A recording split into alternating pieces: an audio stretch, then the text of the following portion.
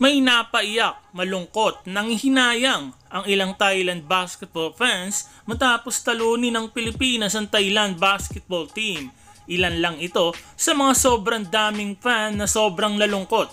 Yung ibang nagsasabi na fan na mananalo na sila ngayon ng gold medal game sa SEA Games na pumusta pa ng sobrang laki ay dismayado at malungkot dahil feeling nila kaya naman talaga o dapat panalo na daw ang Thailand dahil maganda naman daw ang naging simula ng Thailand pero bigla na lang natalo sila sa dulo ng laban.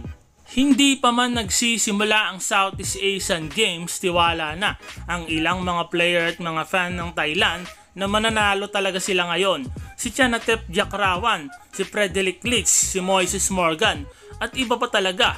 Vocal sila sa mga interview bago ang laban na mananalo talaga sila o makukuha nila ang gold medal kapag nakaharap nila ang ating Gilas Pilipinas. Kaya nga kagabi sa wakas naglaban ng Thailand at Pilipinas, talagang pangarap nila ito at mas tumindi pa ang kanilang paniniwala na makukuha na nila ang gold dahil sa ganda ng pinapakita ng Thailand sa mga unang quarter ng laban.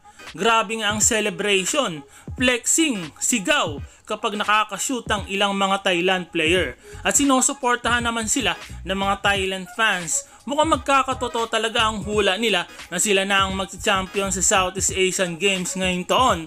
Pero hindi, ang Gilas Pilipinas na sa simula ay parang matatalo ay biglang nagbago at ang Thailand na hindi mapigilan sa opensa sa mga unang quarter ng laban ay tila na wala sa laro. Tinamaan ata ng kaba at pressure na hindi sanay sa mga ganitong sitwasyon. Kahit ang mga fans ng Thailand ay tila tumatahimik na sa unay may ingay. At ang ilang mga basketball community online ay tila nagbabago na ang mga reaksyon nang makalamang na ang Gilas Pilipinas at naghahabol na ang Thailand.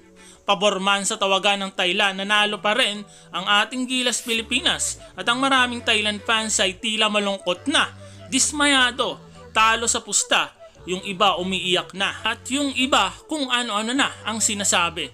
Pinatikim ng Gilas Pilipinas ang kanilang lakas sa mga player ng Thailand na sila pa rin ang hari ng Southeast Asian Games kahit obvious naman na sila ay dinadaya sa tawagan. Ang mga player ng Thailand na maangas na wala biglang angas at ang mga nagsasabi na siguradong mananalo ang Thailand ay wala nang masabi.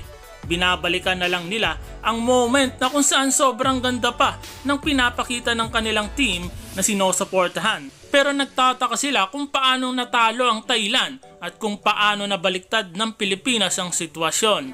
Ang isang fan ay talo ng 30,000 baht at ang masayang usapan online ay nauwi sa malungkot. Ang Gilas Pilipinas ay meron ng 20 gold medal sa SEA Games na sa pagsisimula ng Southeast Asian Games walang sinasabi na makukuha nila ang gold medal. Pero pinatunayan nila na kahit sobrang hirap, papalit-palit lang lineup dahil sa rules ay nanaig pa din ang puso at galing ng mga Pilipino. Pero ang Thailand, nasa una pa lang panalo na ang turing sa sarili. Mga player, mga fans ay binigyan ng dagok ng tadhana na magbabaon sa kanila. Wala pang gold medal sa history ng SEA Games na hindi nila makakalimutan.